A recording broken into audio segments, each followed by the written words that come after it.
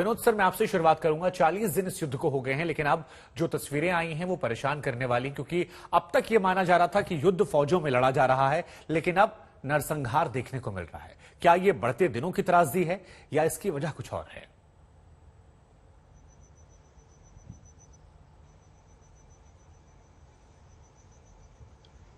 ये सवाल किससे है शुभ्रंग? सर आपसे सर, विनोद सर। अच्छा, देखिए, आपने ठीक कहा कि करीब 40 एक दिन हो चुके हैं इस युद्ध को।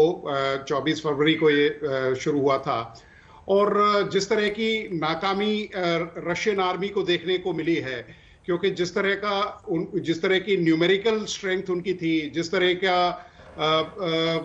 उनका जज्बा था, उनको नहीं लगता था कि ये युद्ध 8 या 10 दिन से ज्यादा चलेगा, हद से हद 10 डेज। लेकिन जिस तरह से एग्रेसिव डिफेंस यूक्रेनियन फोर्सेस ने अपनाया है और जिस तरह की रणनीति उन्होंने फॉलो की है, मुझे याद आता है जब सेकेंड वर्ल्ड वॉर में जब रशिया ने जर्मन ट्रुप्स को अंदर आने दिया था, वही रणनीति उन्होंने अपनाई थी कि ठीक है, हम बॉर्डर पे तो आपको पिच्ड बैटल में मात नहीं दे सकते, तो उन्होंने रशियन फोर्सेस को अंदर आने दिया और एक फाइटिंग इन बिल्टअप एरिया के जो ऑपरेशंस में है उसमें उनको चैनलाइज किया। और रूस की जिस तरह से मैं तो कहता हूं कि एक तरह से जिस तरह से शिकस्त हुई है, या जिस तरह से वो अब फ्रस्ट्रेशन दिखाई दे रही है, जैसी आपने अभी रिपोर्टें दिखाई और गौरव ने बखूबी उसको कवर किया है, वो साफ जताता है। क्योंकि देखिए, अब यूक्रेन का जज्बा उनके खिलाफ है, यूक्रेन की लीडरशिप उनके खिलाफ है और मौसम भी उनके खिलाफ है, क्योंकि जो बर्फ पिघलने लगी है, थॉइंग शुरू हो गई है, तो उनकी जो बख्तरबंद गाड़ियां हैं या जो उनके जो आर्मर्ड व्हीकल्स हैं, वो एकदम सिटिंग डक्स की तरह हैं। तो अब वो इन सब चीजों पे उतरेंगे जिसमें वो लोगों को उनकी हत्याएं करेंगे। मैं आपके पास सर, मैं आपकी जो बात है मैं सुशांत सर के पास ले जाऊं एक बार, उससे पहले मैं एक बार गौरव के पास वापस जाना चाहूंगा। गौरव, क्योंकि आप ग्राउंड जीरो पर हैं, दो बातें निकल कर आ रही हैं। एक बात तो यह आ रही है कि ये रूसी फौज की हार या फ्रस्ट्रेशन, जैसा कि यहां पर आपने दत्ता जी को भी सुना, और एक सवाल मेरा यह है कि क्या यह हार है, और दूसरा सवाल यह है कि लोगों ने क्या बताया, ये कौन थे, क्योंकि रूस इंकार कर रहा है, चेचन लड़ाकू का भी नाम सामने आ रहा है। तो असली सच्चाई क्या है, जरा बताइए इस बारे में, उसके बाद मैं आगे सुशांत सर के पास जाऊंगा। फिर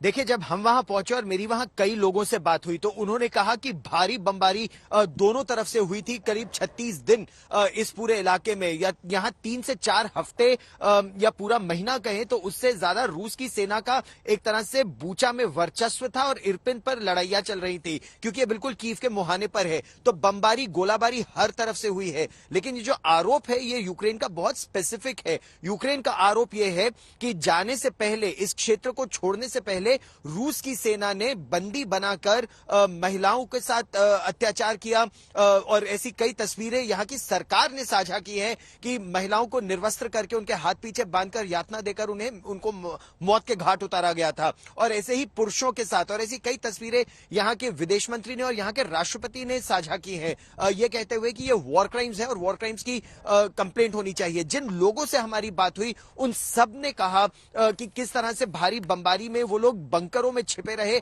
और उनको लोग निकाल कर भी ले जाते थे और यातना देते थे, मारते थे।